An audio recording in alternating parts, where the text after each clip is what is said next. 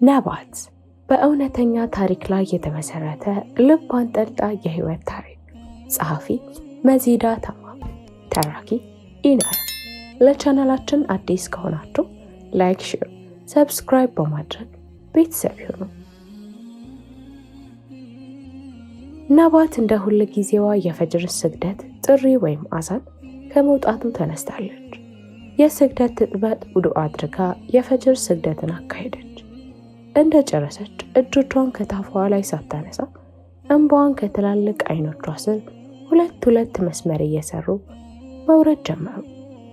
ሁኔታዋን ላየ ሰው የ18 ለጋ ወጣት ሳትሆን የችግሮች ዶፍ ያስተናገደች እናት ነው የምትመስለው። ከጌታዋ ጋር የነበራትን ንግግር ስትጨርስ ከመስገጃዋ አጠገብ ባለው ፍራሽ ላይ የትኛውን ታናሽ ወንድሟን በፍቅር እያየች በትዝታ 3 ዓመት ወደኋላ ተጓዘች። እናቷ፣ አባቷ፣ እሷና ታናሽ ወንድሟ ሳሊም አንድ ላይ ሆነው በጠባቧ ቤታቸው ውስጥ በሰፊ ፍቅር አሳልፎት የነበረውን ቆንጆ ጊዜ ትዝ ብሏት ፈገግ አለች። ከአንዱ የትዝታዋ ጓዳ ወጥታ ማስታወስ ወደማትፈልገው ግን ግድ ወደሚሆኑባት የትዝታዋ ክፍል ገባች። እንባዎቿ በቅጽበት ከዓይኖቿ ወረዱ። ያ ቀን እናቷን ለመጨረሻ ጊዜ የተሰናበተችበት ቀን ነበር። የዛን ቀን ማታ የኢሻ ሰላት እየሰገዱ ነበር። እናቷን ለነሱ የተሻለ ህይወት እንደሚገባቸውና ወደ አረብ ሀገር በመሄድ ይህን እንደምታሳካ አስረድታ ሌሊት 8 ሰዓት እንደምትበር የነገረቻት ነባት ድንጋጤዋን በለቅሷ ነገረቻት። እናት የልጇን ለቅሶ ባትችልም ለሷ ስትል መሄድ ነበረባት። የ1 ዓመት ለጋ ህፃን የሆነውን ሳሊምን ጥላባት ሄደች። ከመሄዷ በፊት ለአባቷ ያለችውን ንግግር ሁሌ ታስታውሰዋለች። ውዴ፣ በእናት ሳሊምን አደራ። የአባቷ ጸባይ መለወጥ ሆዲ ብሳትና እንቦቿ ፍጥነት ጨምረው ይወርዳሉ። እንባዋን በእጇ ጠረገችና አይኗን ከሳሊም ፊት ሳታነሳ ጎንበስ ብላ ሳመችው። የፀሐይዋ ጨረር በበሩ ስንጥቅ አድርጎ መንጋቱን አስረዳት። ሲከፈት የሚንጫጫው በር ጩኸትና እሱን ተከትሎ የሚመጣው የአባቷ ግልምጫ ሰልችቷታል። ግን ደግሞ አባቷ ሲነቃ ቁርስ አጥቶ ከሚመታ ግልምጫውን ትመርጣለች። ወደ ውጭ ለመውጣት በሩን ከፈተች። በሩም የለመደውን እሬታውን ለቀቀው። አባቷም የለመደውን ግልምጫውን ወረወረ። አንቺ ሳትፈልጊ የተወለድሽ፣ አንቺ ያለሽ እዚህ ቤት መተኛት አይቻልም። ካፉ በጣም የሚያስጠሉ ቃላቶች ይወጣሉ። አሁን በእናት ስለለመደችው ነው እንጂ የእሱን የቃላት ውርወራ ተከትሎ እንባዋ ያንኳኳ ነበር። መቼም አይለመድ የለም፣ ለምደዋለች። እንደተለመደው ከቤታቸው ጎን ለማብሰያ የተሰራው ዳስ ላይ ቁርስ አበሰለች። ሳሊምን አጥባ ቁርስ አበላቸው። አባቷም 4 ሰዓት ላይ እየተነጫነጨ ከእንቅልፉ ነቃ። የበናት እናት እያለች የፈጅሩን ሰላት ሰዓቱን ጠብቆ ባይሰግድም በወትወታዋ ፀሐይ ከወጣች በኋላ ይሰግዳል። ተነስቶ ፊቱና እጁን ታጥቦ አንቺ ልጅ ቁርስ አታመጭም? ባባ አስገብቼልሃለሁ እኮ። በቃ ህይወታቸው በዚህ እሽክርክሪት ውስጥ ከሆነ እነሆ 3 ዓመቱ። የነባት አባት አብረውት ቅጠል የሚያኝኩ 3 ጓደኞች አሉት። ቀን ውለውበት ማታ 7 ሰዓት ሊደርሱ ይችላሉ። ታዲያ በዚህ ሰዓት ጋባዥ እሱ ነው። እናቷ በሰው ሀገር የሰው ፊት እየገረፋት የምትሰበስባቸውን ሳንቲሞች አባቷ አፈር ድሜ ያበላዋል። እሱም ሳያንሰው ከጓደኞቹ ሲያረፍድ ነባትን እንድትካድም እንቅልፍ ከልክሎ ከጓደኞቹ ጋር የሚያወሩትን በእሷ እድሜ መስማት ያልነበረባትን አስቀያሚ ንግግራቸውን ለመስማት ትገደዳለች። እናቷን ሲያስጠላላ ስለ ልጃገረዶች ውበት ሲያወራ ነባት ልቧ ለሁለት ይከፈላል። የአባቷን ክፋት፣ የእናቷን የዋህነት ታስብና ተደብቃ ታነባለች። ቢያንስ የናፈቀቻትን እናቷን በስልክ ሊያገናኛት ፈቃደኛ ቢሆን በቂዋ ነበር። እሱ ግን ከዚህ ይልቅ የሆነ ያልሆነ ምክንያት ደርድሮ በመካከላቸው ክፍተት መፍጠሩን ተያይዞታል። ምሽቱ ለንጋት ቦታውን ለቀቀ። የነባት አባት ቁርስን በልቶ ከቤት ሲወጣ ነባት ልብስ እያጠበች ነበር። እሱን ትተሽው ቤቱን አስተካክለው፣ በኋላ የሚመጣ ሰው አለ። እሺ አባ። ብለው ወደ ቤት ገባች። ቤቱን አጽድታ ለእንግዳ የሚሆን ምግብ አብስላ ጠበቀችው። አባቷ ከአንዲት ወጣት ሴት ጋር መጣ። እንደ ሌላው ጊዜው ተኮፍሶ አልነበረም የመጣው። እየፈገገ ነባት ነይ ተዋወቂያት፣ ዘመድሽ ነች። እሺ ነባት እባላለሁ፣ ግን የማን ነች? ተኮሳትሮ ዘመድ ነሽ አልኩሽ አይደል? ነባት ውስጧ ደስ ሳይለው ታወቀቻትና እቤት ግቡ። ነባት ምሳ አቅርባላቸው እንደ ሁል ጊዜው ለእሷና ለሳሊም ለብቻ አቀረበች። ምሳ ከበሉ በኋላ ነባት ሳሊምን ይዛ ወጣች። የነባት አባት ከልጅቷ ጋር መሳሳቅ ጀመሩ። ነባትና ሳሊም በር ላይ የቤቱን ግድግዳ ተደግፈው ቁጭ ብለዋል። ነባት የሳሊምን ራስ እየደባበሰች እየረበሻት ያለውን ሳቃቸውን መንስኤ ትፈለፍላለች። ባባኮ እንዲህ ሲስካየውት 3 ዓመት አለፈ፣ ግን ለእኛ እንዲህ ለምን አይስቅልንም? ቆይ ምን አድርገንበት ነው? ራሷ ጠይቃ ራሷ ስትመልስ፣ ወይስ በእኔና በሳሊም እየሳቁብን? ሳቃቸው እንባዋን ገፋው፣ መስመር እየሰራ ከጎንጯ ወረደ። ነባት ሳታስበው ሳሊምን ጥላው በሐሳብ ሄዳ ስለነበር ሳሊም መተኛቱን አላስተዋለችም። ከሐሳቧ ስትመለስ ሳሊም ራሱን ታፋዋ ላይ ጥሎ ተኝተዋል። እንቦቿን በመዳፎቿ ጠረገቻቸውና ሳሊምን አቅፋ አንስታ ወደ ቤት ለመግባት አንድ እግሯን ስታስገባ ወጣቷ ልጅ በአባቷ ታፋ ላይ ፊቷን ወደ እሷ አቅጣጫ ራሷን አስደግፋለች። እሷ አንገቱን ወደ እሷ ዘግዝቆ ለእናንተ በማይነገር መልኩ ይከሰከሳሉ። ነባት ደነገጠች። ከዓይኗ ላይ እንባዋን ለማመን ፈለገች። እነሱ ግን ቀና ብለው ከማየት ውጪ ከምንም አልቆጠሯትም። ነባት ንዴቷ ከራስ ፀጉሯ እስከ እግር ጥፍሯ እየወረዳት ያስገባቸውን እግር ወደ ውጭ መልሳ ሳሊሚ ወንድሟን ቀሰቀሰችው። ዓይኑን ሲገልጽላት ተነስ፣ አያታችን ጋር እንሄዳለን እሺ። በጥድፊያ የኩሽና ልብሷን እንኳን ሳትቀይር ከርታታውን ወንድሟን አዝላ ከግቢ ወጡ። አባቷ ተልገዝግዞ ሲያበቃ ውሽማውን ለመሸኘት ከቤት ወጣ። ነባት ብሎ ተጣራ። መልስ የሚሰጠው የለም። ካጣቸው ከአያታቸው ቤት ውጭ የሚጠረጥረው ቦታ የለም። እዛ ደግሞ እንዲሄዱ ስለማይፈቅድላቸው አይሄዱም። ነባት ጓደኛ እንኳን የላትም። ትምህርት ቤት ስትሄድ ስትመጣ ክፍል ላይ ብቻዋን ናት። ካለመማር ይሻላል ብላ እንጂ የትምህርት ጣዕሙን እንኳን አታውቅም። ነባትና ሳሊም አያታቸው ቤት ደረሱ። በግቢው ደውል ደወሉ። ዘበኛው በፍጥነት ከፈተ። አዲስ ቅጥረኛ ስለነበር ጥያቄ እያበዛ አጨናነቃቸው። ከመጡ ስለቆዩ አላያቸውም። ነባት አያቷን ከሩቅ አይታት አያቴ ብላ ተጠራች። እድሜዋ የገፋው እናት በወጣት እርምጃ በፍጥነት ወደ እነርሱ መጣች። እነርሱም ወደ እሷ በመቅረብ ርቀቱን ቀነሱላት። ሳቅና ለቅሶ እየቀላቀለች ልጆቼ አያት አለኝ ብላችሁ መጣችሁ? ሁለቱንም ከደረቷ አስደግፋ አለቀሰች። የናፍቆት ንዳድ ያቆሰላት ትመስላለች። ነባትን ከእቅፏ እያወጣቻት ምንድነው እንዲያጎሳቆላችሁ? ያክፉ አባታችሁ እንዳናያችሁ ቤት የሚቀያየረው ስልክ የሚያጠፋው ይህ ጉድ እንዳይታይበት ነው። ነባት የፊት ሳቅ እየሳቀች አያቴ አሁን ባየሽን ሁኔታ ነው ጉድ ያልሽው። ንስቲ ልጆቼ ቁጭ ብለን እናወራለን። ለዘበኛው ሌላ ሰው ከመጣ ካለሷ ፈቃድ እንዳይገባ ነግራው ወደ ውስጥ ይዛቸው ገባች። ነባት አያቷ ቤት ስትገባ ከእስር የተፈታች እስኪመስላት ነፃነት ሸተታት። ሻወር ወስዳ የአያቷን ሺቲ ለብሳ ወደ ሳሎን ስትገባ ከአዳሚዋ ሳሊምን አጥባ ፎጣ ልብሳ ሶፋ ላይ ከአያታቸው ጎን ቁጭ ብሎ አያቱ ራሱን ትደባብሰዋለች። ሳሊምን ላየው ሰው በጣም የሚያሳዝን ዝምተኛ ልጅ ነው። ነባት አይታቸው ፈገግ ብላ ከአያቷ ጎን ተቀምጣ እቅፎ ውስጥ ተሸጎጠች። የመግሪብ ሶላት ጥሪ አዛን እንደተሰማ ዘበኛው ቤት ገብቶ አንድ ሰውዬ እንደመጣ ለነባት አያት ነገራል። የነባት አባት እንደሆነ እርግጠኛ ሆና ሳሊምና ነባትን አጎታቸው ክፍል አስገብታ ቆልፋባቸው ወጣች። በሩ ተከፈተለት። እሱ ነበር ገባ። ፊቷ በንዴት እየቀላ ውሽማህን ለማን ጥልሃት መጣ? ቆይ ግን ምን ቀረህና ነው የመጣው? አላህን አትፈራም? ልጃችንን እንዴት እንዳገኘሃት ረሳኸው? እሺ አሁን ግቢውን ለቀህ ውጣ። ልጆቼን ሳልይዝ የትም አልሄድም። አንገቱን እንደደፋ ስራውን አሳፍሮት ይመስላል። የትኞቹ ልጆች? ከሰውነት ተራ የወጡት ልጆች? አሁን አንተ እውነት የልጆችህ ደህንነት አሳስበህ ነው ወይስ እቺ ምስኪን ልጅ የምትሰድልህ ሳንቲም እንዳይቋረጥ ፈርተህ ነው? በኮርናና ድምፁ ክፉ አያናግሩኝ፣ ልጆቹ የኔ ናቸው፣ እንደፈለግኩ ባደርጋቸው ማንም አይገባው።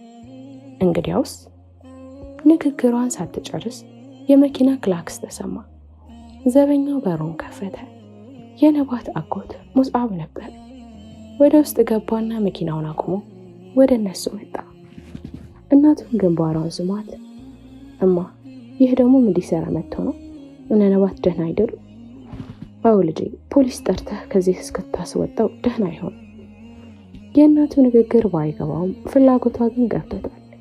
ወደ እሱ እያየ እህረማ የምን ፖሊስ ነው? ወንድ ልጅ በፖሊስ አያስፈራራም። የሸሚዙን እጀታ እየጠቀለለ ወደ እሱ ቀረበን።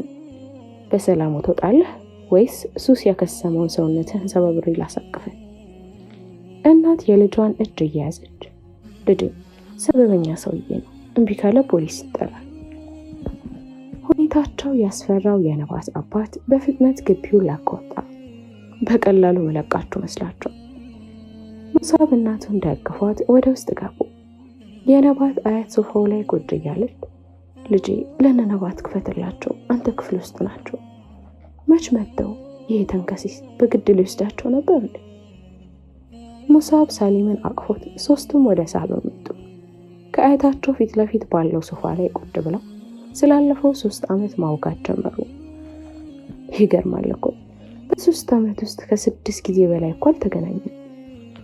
ሙስዓብ በቁጭት ጭንቅላቱን ወደ ቀኝና ወደ ግራ እየወሰወሰ ነባት የሚያዳምጣት ስላገኘች ደስ ብሏት ካለፉት ዓመታት ውስጥ ስላለፉት መጥፎ ሁኔታዎች እየነገረቻቸው፣ ግን ነው ሙስዓብ አቃረጣል። ከማን መች ነው የተገናኛችሁት? የማምን ድምፅ ከሰማን ዓመት ሊሞላ ነው። ምን ጭራሽ? አይኖቹን ጥየት ነባት አይን ላይ ወረወረ። አዎ ደውልልን ካልን ስለሚመታን አንጠይቀው። አይኖቿን ባየሞላቸው መለሰችለት። ሙስዓብ እቅፍ ውስጥ እያስገባት አይዞሽ ነው። ከአዳሚዋ ወደ እነርሱ እየመጣች እማ እራት ላቅርብ? አዎ ልጄ መለሰች። ሙስዓብ የነባትን አይን እያየ እራት ከበላን በኋላ እንደውላለን እሺ? ሳሊም ነባትን ቀድሞ መልስ ሰጠ። የስ እንደውም ከዚህ በኋላ እዚህ እንኖራለን ነቡ። ነባት የወንድሟ ደስታ አስደስቷት ፈገግ አለች። የቀዘቀዘው ቤት ሞቅ ብሎ ማዕዱ ላይ በዛ ብለው ቀርበዋል። እየተጫወቱ እየተሳሳቁ እራት ቀርቦ በሉ። ጥቂት እንደቆዩ ለነባት እናደውሉላት። ከሙስዓብ ጋር ትንሽ እንዳወሩ እንደ ሁለ ጊዜዋ እነ ነባትን አይታቸው ነበር? እየሳቀ በደንብ አድርጌ ግን አልጠገብኳቸው። ወላሂ ቤት ቀይረዋል። አጥቻቸዋለሁ ብለኸኝ ነበር እኮ። እነሱ ነው አጎታችን ናፍቆናል ብሎ የመጡት። ደስታዋ ከስልኩ ከሚወጣው ድምፅ መረዳት ይቻላል። እንዴት መጡ ግን? እስቲ ስልኩን ስጣቸው፣ አጠገብ ሄዱ። እሺ ብሏት ከጎኑ ለማውራት እየተለማመጠ ለነበረው ሳሊም ስልኩን ሰጠ። ሄሎ ማ። ጸጥ። ሄሎ ማሚዬ። በትግል የለቅሰዋን ድምፅ አጥፍታ ወይ ሳሊም ደህና ነህ? አዎ ግን አንቺን በጣም ናፍቄያለሁ። አባኮ አልደውል ብሎ ነው። አሁን አጎቴን ደወለልን። ወላሂ እኔም በጣም ናፍቃችሁኛል እኮ ሀቢቢ። ከማን ጋር መጣችሁ? ከእህቴ ጋር ብቻችን። ስጣት እስኪ ሀቢቢ። ስልኩን ለነባት ሰጣት። ሄሎማ። ናፍቆት ባጀበው ድምፅ ወይ ሀቢብቲ የኔ ቆንጆ ጠፋውባችሁ አይደል? ደህና ናችሁ? አላ ጥያቄዋን አደራረበችው። አልሐምዱሊላህ ማም፣ በጣም ናፍቅሽ ነበር ወላሂ። ለረጅም ሰዓት ሰላምታ ከተለዋወጠ በኋላ እንዴት እንደመጡ ጠየቀቻት። ነባትም ስለነበሩበት ሁኔታ ነግራት ከዚህ በፊት በስልክ ባወሩት ጥቂት ጊዜያት ትነግራት የነበረውን ሁሉ ውሸትና የአባቷ ትዕዛዝ እንደሆነ አስረዳቻትና ማምዬ በአላህ ነይልን ብታይን እኮ እንዴት እንደምናሳዝን። እናት የልጇ ህመም ተሰምቷት ማልቀስ ጀመረች። አንድ ቀን የሆነውን ልንገርሽማ። ባባ እንደለመደው ከጓደኞቹ ጋር ጫት ሊቆሙ ጓደኛ ቤት ሄደዋል። የዛን ሰሞን ማብራት የቀጠለልን ሰውዬ ብር አልከፈላችሁም ብሎ ቆርጦት ነበር። እኔና ሳሊም በጊዜ ቤት ገብተን የደከመ ባትሪ ድንጋይ ያለውን ባትሪ አብረታል። እራት በልተን ባባ እስኪመጣ ቁጭ ብለን ሳለ ትልቅ እባብ ከበሩ ስር ተሸሽጎ ገባ። ሳሊም ቀድሞኛ አይቶት በአመልካች ጣቱ እያሳየ ለቅሶን ለቀው። እኔም ተከትዬው ጮህኩኝ፣ ግን ማንም ሊሰማን የሚችል ሰው አልነበረም። እባቡም እየተሳበ ወደ እኛ ተጠጋ። ሲጨንቀኝ ሳሊምን ብፌ ላይ ሰቀልኩትና ወደ ጓዳ ገብቼ ባባ በማታ ሲወጣ የሚይዘውን ወፍራም ዱላ ይዤ ስመጣ እባቡ በመጣበት እየተመለሰ ነው። ሳሊም ፍርሃት እያራደው ዝቅ ብሎ ያለቅሳል። እባቡም ወጣ። የሳሊም ሁኔታ የአባታችን ጭካኔ ልቤን ሰበረው። እኔም ሳሊምን አቅፌው አብሬው ማልቀስ ጀመርኩ። የእናቷ ለቅሶ ንግግሯን አቋረጠ። እህማም፣ እኔ እኮ የምነግርሽ እንድታለቅሽ አይደለም እንድትመጭልን ነው። በቃ ሁሉንም ነገር ትተሽ ነይ እየተለማመጠች። እናት የልጆቿ ስቃይ አጥንቷን ሰርስሮ ገባ። ለጉድ ታለቅሳለች። ለቅሷን በቤቱ ሰው ሁሉ አስተጋባች። ቤቱ በአንድ ለቅሶ ቤት መሰለ። የነባት እናት ለቅሷን እያቆመች በተቆራረጠ ድምፅ ከርታታዎች ቃል እገባላችኋለሁ፣ በቅርብ እመጣለሁ፣ እሺ? እስቲ ስልኩን ለሳሊም ስጩ። ነባት ስልኩን አቀበለችው። ስማ ሙሴ፣ አባታቸው ፈልጓቸው ሊመጣ ይችላል። በጭራሽ እንዳያገኛቸው፣ ከቤት እንዳይወጡ አደራ ብለው ከእናቷ አውርታ ስልኩ ተዘጋ። ትንሽ እንደቆዩ ሳሊም እያዛጋ ለነባት እንቅልፍ መጣች አላት። ለካዳሚዋ ከሙስአብ ክፍል ጎን ያለውን ባዶ ክፍል እንድታጸዳላቸው ተነግሯት ስለነበር ሳሊምና ነባትን አያታቸው አስከትላቸው ሄዱ። ወደ ክፍሉ ሲገቡ ክፍሉ በጣም አምሯል።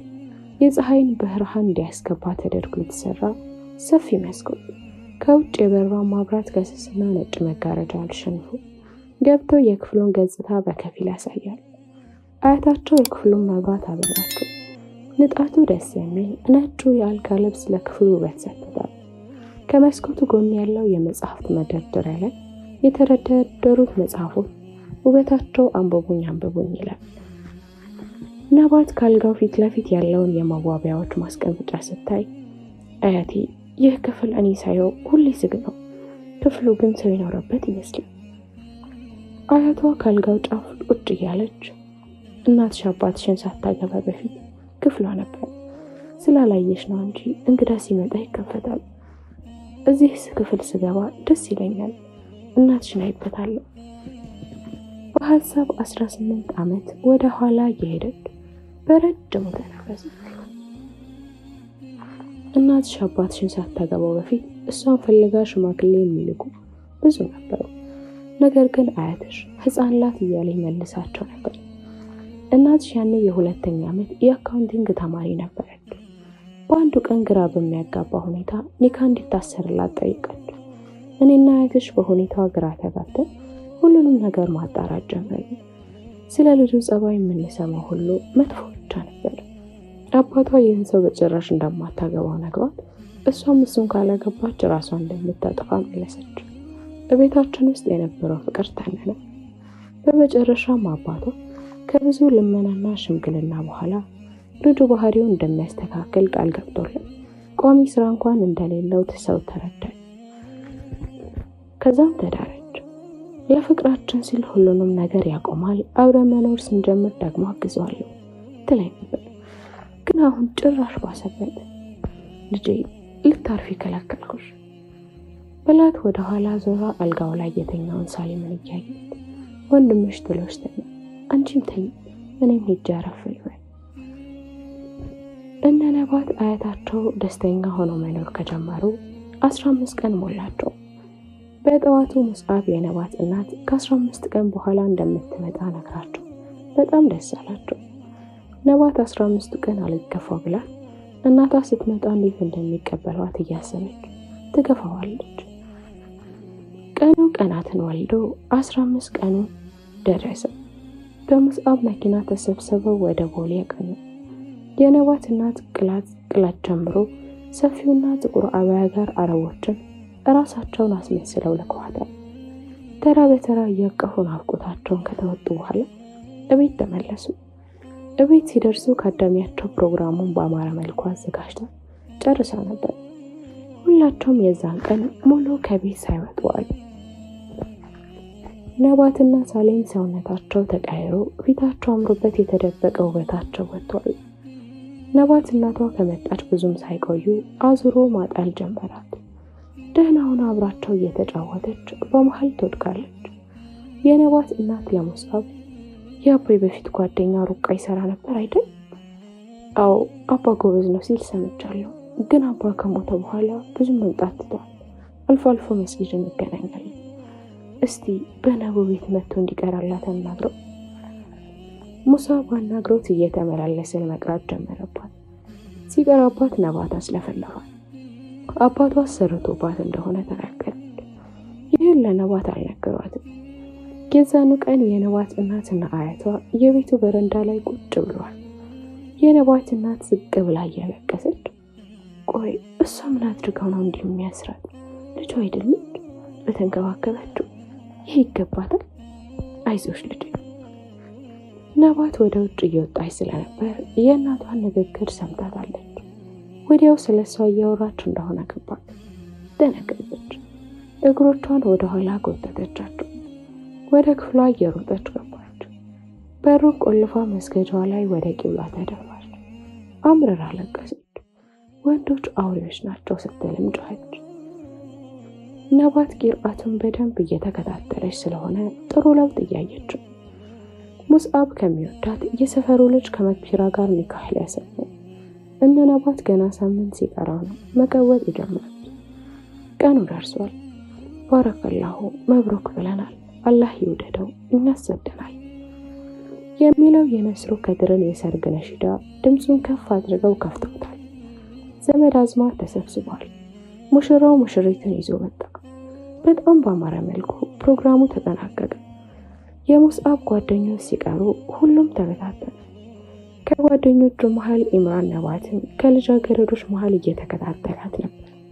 ወደ ሙስአብ ጠጋ ብሎ ሙስአብን እንዲያስተዋውቀው ጠየቀው። ከኔና ከወንድሟ ውጪ ወንድ ማየት አትፈልግም፣ ያቅለሸልሻታል። አዋት ቀልድ ሙሴ፣ የምሬን ነው። ወላሂ እኔም የምሬን ነው። አላህ መብረቅ አውርዶ ቢያጠፋችሁ ደስ ይላታል። ሙሽራውና ሙሽሪት ወደ ተዘጋጀላቸው ክፍል ገቡ። ኢምራንም የሙስአብን ንግግር እያብሰለሰለ ወደ ቤቱ ሄደ። ሙስአብ ካገባ ዛሬ እሁድ ሳምንት ሞላው። ሙስአብ በሌለ ሰዓት ነባት መክፊራ እንዳይደብራት እሷ ጋር ትሄዳለች። ዛሬም ከእሷ ጋር ቆይታ 12 ሰዓት አካባቢ ወደ ቤት ገባል። ከስልኳ ጋር ለመጫወት በማሰብ ስልኳን ልታመጣ ወደ ክፍሏ ገባች። እንደ አጋጣሚ ስልኳ አንስኝ እያለች እሪቷን እያጥለቀለቀችው ነው። አዲስ ቁጥር ነው። አነሳችሁ። ሄሎ፣ የኢምራን ድምጽ ነው። ኢምራን ሰሞኑን ሙስአብን ለመዘየር መጥቶ አይተዋለች፣ ግን አላወቀችውም። የወንድ ድምጽ ስለሆነ ብቻ ስልኩን ዘጋችው። ወንዶችን ስታይ ያንገሸግሻታል። እነርሱን ላለማየት ከትምህርት ቤት ውጭ ከቤት አለመውጣትን ትመርጣለች። ትምህርት ቤት ባትሄድ ደስ ይላታል፣ ግድ ስለሆነባት ትሄዳለች። እንዲህ እያለች የግቢ መግቢያ ፈተና ወስዳ ምድብ ላይ ዲላ ዩኒቨርሲቲ ደረሳት። እሷ እንኳን ሌላ ሀገር ተጉዛ ልትማር ይቅርና እዚህም ስትማር እየጣማት አልነበረም። ለዚህ ሁሉ መንስኤ አባቴ ነው ብላ ተወቅሰዋለች። በራሷ ምርጫ እዚሁ ፋርማሲ የግል እንድትማር ተደረገ። በየጊዜው ነባትን ለትዳር የሚጠይቁ ሽማግሌዎች ቢመጡ ነባት በፍጹም ፈቃደኛ ልትሆን አልቻለችም። ይባስ ብላ ሁለተኛ እንዳይጠይቋትና አሁን የምትኖረው ህይወት እንደተመቻት ሁሌም እንዲሁ መኖር እንደምትፈልግ ነጋ አስጠነቀቃቸው። ቤት ኡስታዟን ጠርተው አስመክረዋት እሺ ብላቸዋለች። ግን በውስጥ ያለውን ጽንፍ ያለፈ የወንድ ጥላቻ ማጥፋት አልቻሉም። እናቷ የሚሆነውን ሁሉ በሷ ምክንያት እንደሆነ እያሰበች እራሷን ተወቅሳለች። ኢምራን በነባት የደረሰባትን የስነ ልቦና ጉዳት ለማከም የሚያደርገው የለም። መጽሐፍ ላይ ጉግል ላይ ስለሱ ብቻ ነው የሚያነበው። ነባትና ኢምራን ከሙስአብ ጋር በመጣበት ተዋውቀዋል። ግን በአጋጣሚ ካልሆነ እንዲገናኙ አትፈቅድም። ሁሌ ሊያወራትና ሊግባባት ይሞክራል። እሷ ግን እሱን ተስፋ ለማስቆረጥ የሚያበሳጭ ነገር ታደርጋለች። ጭራሽ አንድ ቀን ልሸኝሽ ብሎ ችክ ሲልባት በዳዴ ሸኘኝ ብላው በልጆች ታሰቃበታለች። የምታደርገው ነገር ቢያናድረው አንቺ ግን ህፃን ለምን ትሆኛለሽ ሲላት በህፃንነት ያለፈኝን የጨዋታ ጊዜ እያካካስኩ ትለዋለች።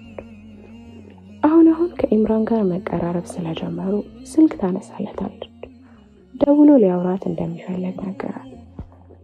ከትምህርት ቤት መልስ በቀጠሯቸው ሰዓት ተገናኙ። የሆነ ቦታ ቀጠሮ እንዳለውና አብረው እንዲሄዱ ጠየቃት። እሺ ብላው አብረው ሄዱ። የስነ ልቦና ባለሙያ የሆነው ጓደኛው ስራ ቦታ ሄዱ። ተራው ሲደርስ አብረው እንዲገቡ ለመናት። አንተ እብዱ እኔን የምታሳብደኝ ብላ ከት ብላ ሳቀች። እንደ ተከፋ አስመሰለ። አስከፋው ባካት ኮፍስ ናነባ። ተከታትለው ወደ ውስጥ ገቡ። ኢምራንና ባለሙያው እንደማይተዋወቁ ሆነው ኢምራንን እንዲወጣ ነገረው። ነባት ግር እያላት የሚሆነውን ታያለች። ባለሙያው ከነባት ጋር ለመግባባት እንድታዳምጠው ረጅም ንግግር ቢፈጅበትም በሙያ አሸንፏታል። ለረጅም ሰዓት አወሩ። በመሃል እያሳቃት ስለነበር አልሰለቻትም። የተሰጣትን የቤት ስራ እንዳትረሳ ነግሯ ተሰናበታል። ኢምራን ወጥታ ስታወጣ ደወለችለት። እዛ ያለው ካፌ እንድትመጣ ነግሯት ወደ እሷ ቀረች። ወደ ካፌው ገብታ አሰሰች። ኢምራን እጁን አንስቶ ምልክት ሲሰጣት ተገጣጠሙ። ፈገግ ብላ እሱ ጋር ቀረበች። አንቺ ነሽ ታማሚው ወይስ? ሰውየው ምን አስቦ ነው? እያፈጠጠባት ከጎኑ ባለው መቀመጫ እንደተቀመጠች አረጋጋው። የሚያዝንልህ ነገር ችላ ያልክ ስላስቸገርከው እኔ እንድከታተል እናም ከዚህ በኋላ ነኝ ዶክተር፣ በዛም ታዝናናለህ። እየሳቀችበት ባክሽ አቀልጂ ምን ብለሽ ነው? ይሄ ክለድኩ አይደለም። ለአንተ የሚሰጥህን ሕክምና ወይም ምግብ ለእኔ ተሰጥቷል፣ እኔ ደግሞ ለአንተ። ኢምራን አቋረጣት። ይህ ለምን አስፈለገ? እንዳይባልነበት በማሰብ ተቀብለለህ እንዴ? በእኔ መታመም አግኝተህን ለምነው ነው እንጂ እኔም ልብ ብዬው ነበር። አሁን ተነስ እንሂድ። ተነስታ እየቆመች እሺ ዶክተር እየፈገገ ተከታትለው ወጡ።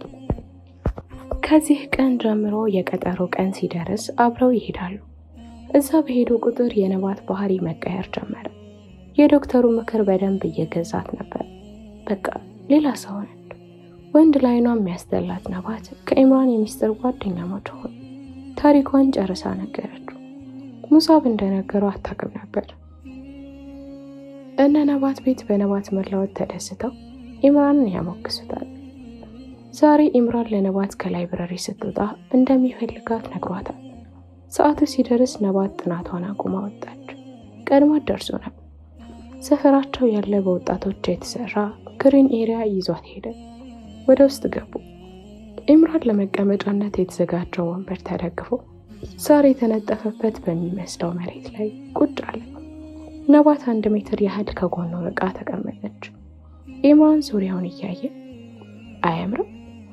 እሷም እይታውን እየተከተለች በጣም አረንጓዴው ቀለም፣ የተክሎቹ ሽታው፣ ንጹህ አየር ብቻ የሆነ ጭንቀት የሚያስወግድ ነገር አለው አለችና ፊቷን ወደ እሷ አዞረች። የዛሬ 4 ዓመት ይህን ቦታ አውቀዋለሁ። እንዲህ አያምርም ነበር። የዚህ ሰፈር ወጣቶች ያኔ ዛሬ የምናየውን ቦታ በምናባቸው ስለው ህልማቸውን ወደ መሬት ለማውረድ ብዙ ለፍተዋል። ሲኮተኩቱ፣ ሲያርሙ፣ ውሃ ሲያጠጡና ሲያርሙ በመሃል ስለሚደክማቸው ግን ደግሞ ይህን ቦታ ለማየት ተስፋ መቁረጥ ስለሌለባቸው መልሰው ይበረታሉ። ይህ ሁሉም የሆነው ይህን ጊዜ ለማየት ባላቸው ጉጉት ነው። ያኔ ታስታውሻለሽ?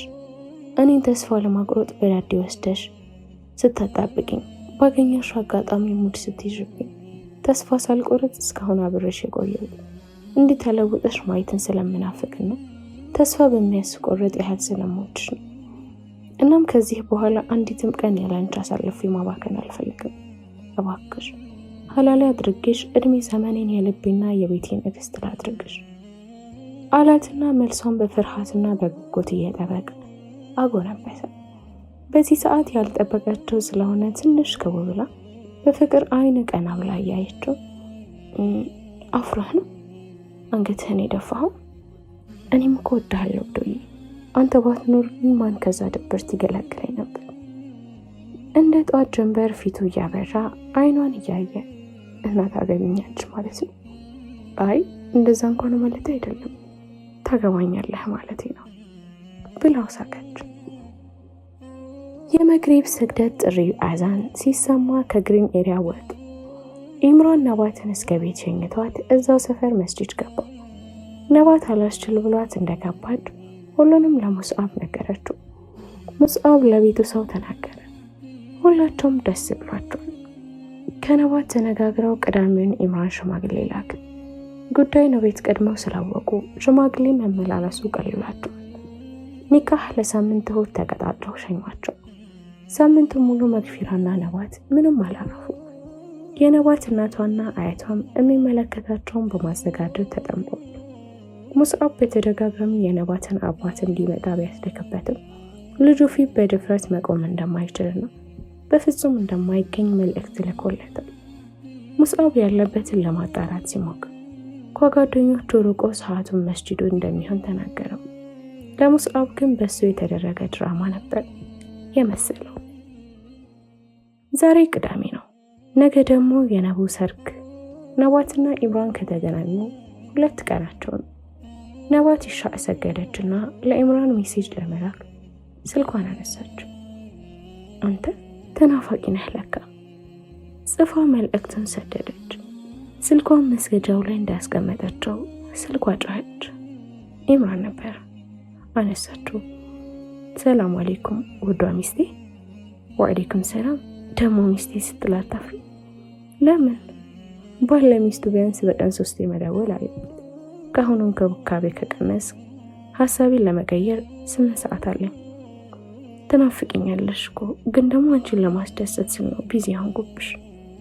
ሚረብሽ ሰው አለ? አዎ የአክስቴ ልጆች ነሽዳ ከፍተው እየጨፈሩ ነው። ረጅም ሰዓት አውርተው ስልኩ ተዘጋ። እሁድ ደረሰ። እነ ነባት ቤት ገና ከጠዋቱ በእልልታ ደምቋል። ልጃገረዶቹ ግጥም እየገጠሙ ማዜምም ጀመሩ። ከነ ምልክቱ ሱቅ አለደጃቸው። ሃይማኖተኛ ናት ነቡዬ ልጃቸው። የወረደላቸው ሱረቱል ወዱሃ ቁርአን የቀራ ሰው አይባልም ድሃ። ምን አይነት ሰፈር ነው ምን አይነት ቀበሌ በነቡ ሰርግ ላይ የሚያወሩ ወሬ። አንተ ጥቁር ድንጋይ ተነስ ከደጃቸው ይመላለስበት አዲሱ አማቻቸው። ቤቱ ቀውጢ ሆኗል። ሽር ጉዱ ድሯል። ሽማግሌዎቹ ኒካህ አስረው ተበታትነዋል። ሽማግሌዎቹ እስኪወጡ የቀዘቀዘው ቤት በነሽዳውና በሴቶች እልልታ ዳግሞ ሞቀ። ኢምራን ከሚዜና አጃቢዎቹ ጋር ደረሰ። እልልታው ጨምሯል። ኢምራን በፍርሃት እያለበው ነው። ምንም ጀግና ቢሆን በዚህ ሰዓት መፍራት ግድ ነው። ኢምራን ከመግባቱ ልጃገረዶች ማዜማቸውን ቀጠሉ። ለምነህ ተሐጁድ ሰግደህ እንዲሁም አልቀረ ነብይን ሰጠህ። አይኗን ሰብራ ስትሄድ ለካ አይታሃታል። እሷ አላወቀችም፣ አንተ ወደሃታል። ሙሽራውና ሚዜዎቹ ግጥሙ አስቋቸው ይስቃሉ። ሴቶቹም ቀጥሏል። እንግዲህ ሙሽራው መንጎድ ሊወጣህ ነው። ነብዬ እንደሆን ሽሮ አትበላለህ። ሙሽራው ለመሳቅ አልቻለም። የምሳ ፕሮግራም በሙሽራውና በሙሽሪት ተከፈተ። እንጀራ በስሱ ነብዬና ኢምራን እንዲቆራረሱ። 9 ሰዓት አካባቢ ኢምራን ነባትን ይዞ ሊወጣ ነው። ጓደኞቿ ግን እንደዋዛ ሊሰጡት አይመስልም። ነቡ ዘረ ብዙ ታሰቃያትና ብዙ ነው መዘዙ። የነብዬ እናት ውጪ ተከሰሻል። ይህችን መሳይ ቆንጆ ማን ውለድ ብሎሻል? ኢምራን እንደምንም ብሎ ነባትን ይዞ ወጣ። ሚዜዎቿና ጓደኞቿ እየተከተለ አሩሳ ነብዬ ያገባች ባህላዊ ጠበሳ ይላሉ። መንገድ ላይ 10 ደርሶባቸው መስጂድ ገብተው ሰገዱ። 11 ሰዓት አካባቢ ወደ እነሱ ቤተሰብ ቤት ደረሱ። የሱ ቤተሰቦች አዲሷን የልጃቸው ሚስትና እሷን በእጁ ያስገባውን ጀግና ልጃቸውን ለመቀበል ዝግጅት ጨርሰው በጉጉት እየተጠባበቁ ነው። ሙሽራው ገና ከመግባቱ ሙሽራው መጣ። ተውቦ በሚዜ አጀብ ታጅቦ የሚለውን የነስሩ ሀደርን ነሽዳ ተለቀቀ። ሴቶቹም እልልታቸው ለቀቁ። በዚህ ሰዓት ፍቅር ራሱ ፈገግ ይላል። በአማረ ሁኔታ ፕሮግራሙ አለቀ። ብዙ ሰው ተበታተነ።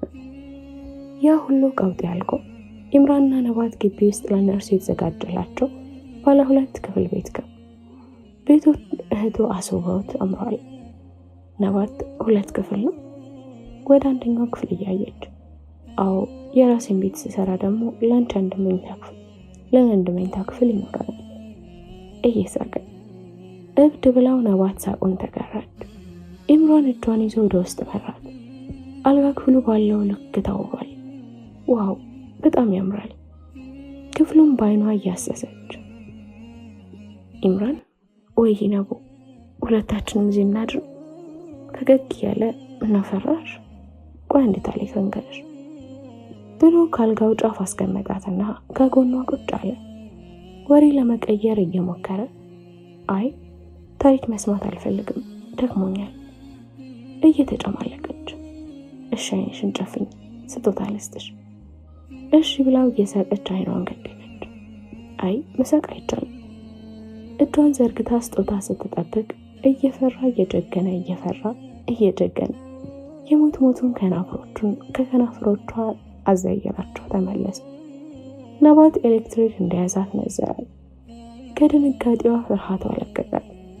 አንተ ደፋር ከንፈሬ እኮ ድንግል ነበር ሳታስፈቅድ ትሰብረዋለህ ሐላል እኮ ነሽ ከና ነገር እየሆንም ወስዷል አንተ ባለጌ ከት ብላ እየሳቀች አንቺ ህፃን ሳቋን እየተጋራ ክፍሉ በሁለቱ ሳቅ ደመቀ።